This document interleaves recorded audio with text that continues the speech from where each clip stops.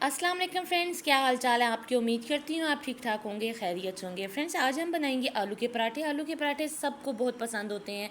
सर्दियों में, गर्मियों में बहुत से खाए जाते हैं, लेकिन बहुत से लोग नहीं खा पाते, उनको डाइजेशन का मसला होता है। इसलिए हम इसमें एक घरेलू सा टोटका इस्तेमाल करेंगे जिससे आपको बहुत ही फ़ायदा मिलने वाला है। चलिए हम अपनी रेसिपी स्टार्ट करते हैं।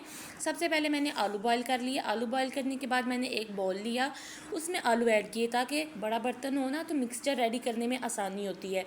तो उसमें मैंने आलू ऐड किए। उसके बाद मैंने नॉर्मल साइज़ का एक चॉप किया हुआ प्याज था, वो ऐड किया। आप चाहें तो बारीक बारीक काट भी सकते हैं, चॉप भी कर सकते हैं। उसके बाद 3 से 4 मैंने हरी मिर्चियाँ जो बारीक बारीक चॉप की हुई वो ऐड की। अब हम बारी है कि जो हमने जादुई टोटका करना था, हम उसमें ऐड करेंगे अदरक। अदरक आपको पता है बहुत फ़ायदेमंद होता है, हर चीज़ के लिए, हाजमे के लिए बहुत फ़ायदा देता है। हम उसमें अदरक ऐड करेंगे। आपके पास अदरक पाउडर है तो आप अदरक पाउडर यूज़ कर लें। आपके पास अदरक पाउडर नहीं है तो कोई मसला नहीं, आप उसको कूट के या ग्राइंड करके भी ऐड कर सकते हैं।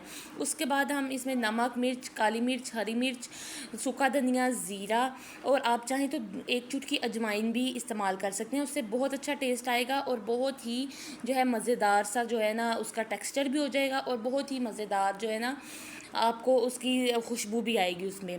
उसके बाद आपके पास फ्रेश जो है वो धनिया है तो वो ऐड कर लें।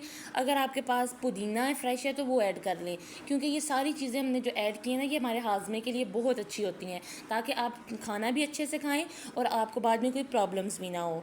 उसके बाद अगर आप चाहें तो अनारदाना है आपके पास, वो पीस के जो है ना आप उसका वो जो पाउडर है तो वो पाउडर ऐड कर लें।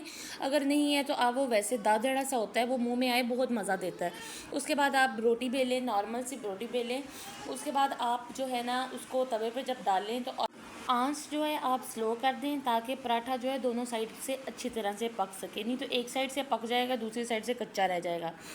जैसे ही आपको खुशबू आने लगे, आपका पराठा रेड रेड होना स्टार्ट हो जाए, तो इसका मतलब है आपका पराठा रेडी हो गया है। और आपको मेरा अगर ये जादुई टोटका पसंद आया हो तो मेरी वीडियो को लाइक कीजिएगा, सब्सक्राइब कीजिएगा। Thank you.